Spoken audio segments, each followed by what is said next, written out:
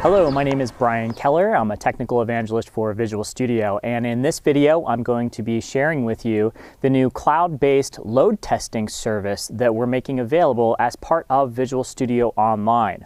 You know, Visual Studio has had performance and load testing capabilities built into it since about 2005.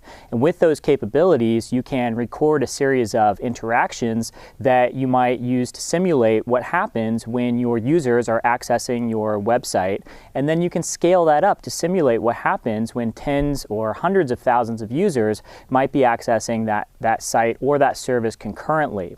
What we found is that a lot of people need to take advantage of load testing, but one of the challenges for doing so is that historically you have to set up and maintain your own test rig in order to simulate this user traffic. And a test rig is basically a set of virtual machines or physical machines that you use to actually generate these virtual user requests.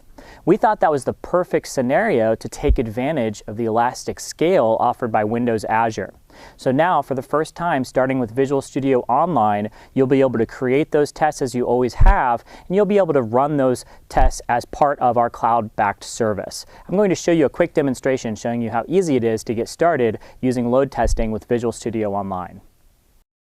To start with, I'm just going to create a new project. I can decide to create this using either C# or Visual Basic. I'll just use C# here.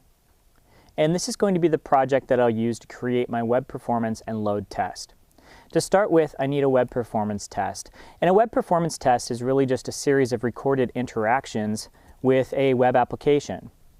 Now, if you happen to be testing a back-end web service, you can also use a tool like Fiddler to record the HTTP traffic from, for example, a Windows Phone emulator or an Android simulator, and you can use Fiddler to convert that into a web performance test. For the purposes of this example, I'll just record this very basic interaction with Microsoft.com, and we'll stop recording, and that's going to generate my web performance test for me. Now, typically, you would generate multiple web performance tests, which simulate multiple ways in which your users might work with your application. So maybe one web performance test that shows what happens when a user creates a new account on your application, another one when they're shopping for goods and services on your application, and a final one where they're actually going through the checkout experience.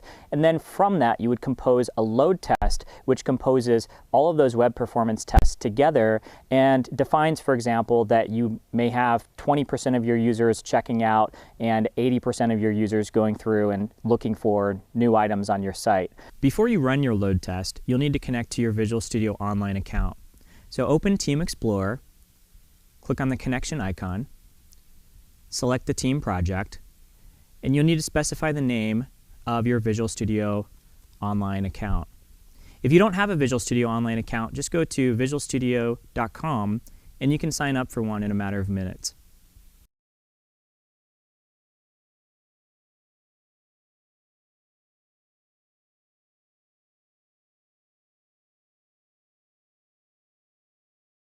For this example, we'll just use a very basic example, which is this single web performance test. And what we'll do is create this web load test, add those users to it, and simulate what happens when we have 200 virtual users accessing our web application.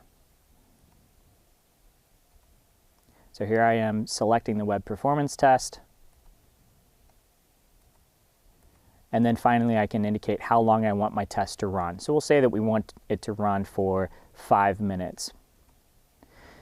The only other thing you need to do to take advantage of Visual Studio Online to run your load test is you do need to change your test settings file. So when I double-click the test settings file, you'll notice down here we have this option to run the test using Visual Studio Online, what was formerly known as Team Foundation Service. When I run this load test, it's going to take my web performance test, it's going to upload that to the cloud, it's going to analyze my load test requirements, which basically is to say the number of users that I need to simulate, and it's going to provision the appropriate resources on Visual Studio Online, taking advantage of Windows Azure to really scale that out and generate the traffic requirements that I have. And after a few seconds, you'll start to get the results of your load test. And so here what we can see is that this purple line actually indicates the number of users accessing my site. And what we defined was that we wanted to start with 10 virtual users, and then we'll slowly step our way up to 200 virtual users. And so this is a really helpful way of running your load test because it allows you to see at what threshold your web application starts to have deteriorating service levels. And so you can also take a look at different graphs which show you the throughput, and this really gives you all the information you need at your fingertips to start to understand whether or not your application is meeting the requirements that you expect. So that's just a quick demonstration showing you how easy it is to get started using Visual Studio Online when you need to ensure that your web applications scale to thousands of users.